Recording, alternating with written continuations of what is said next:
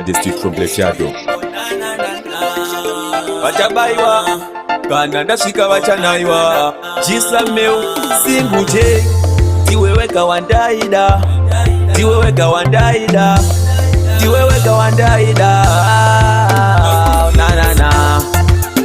iwewe bebi ndaitoda kumanya newe ndiwe wakaparadza moyo wangu musikana iwewe bebi ndaitoda kumanya newe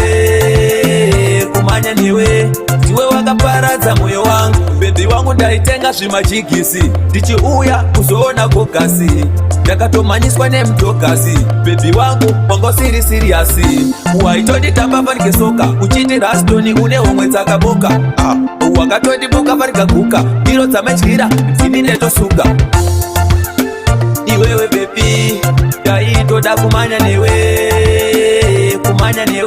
ndiwe wakaparadza moyo wangu musikana iwewe bebi ndaitoda kumanya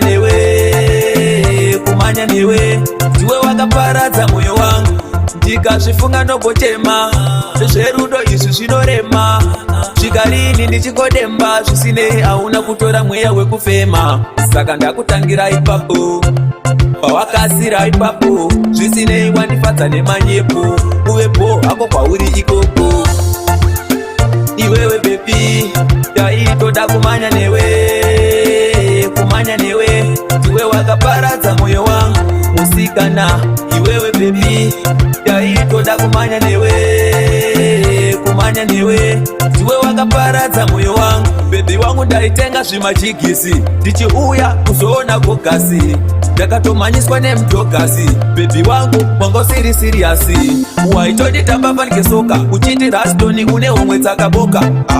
wakatondibuka parikaguka ndiro dzamadyira dzini ndetosuka iwewe bebi ndaitoda kumanya newe ndiwe wakaparadza moyo wangu musikana iwewe bebi ndaitoda kumanya newe ndiwe wakaparadza moyo wangu ndikazvifunga nobotema zvezverudo izvi zvinorema zvikarini ndichingodemba zvisinei hauna kutora mweya wekufema saka ndakutangira ipapo pawakasira ipapo zvisinei wandifadza nemanyepo uvepo hako pauri ikoko iwewe bebi ndaitoda kumanya newe ndiwe wakaparadza moyo wangu musikana iwewe bebi ndaitoda kumanya newe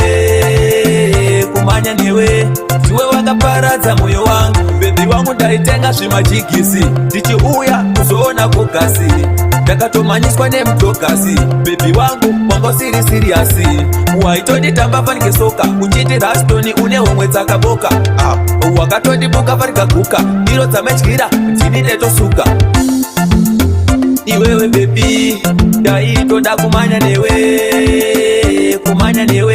ndiwe wakaparadza moyo wangu musikana iwewe bebi ndaitoda kumanya newe ndiwe wakaparadza moyo wangu ndikazvifunga nobotema zvezverudo izvi zvinorema zvikarini ndichingodemba zvisinei hauna kutora mweya wekufema saka ndakutangira ipapo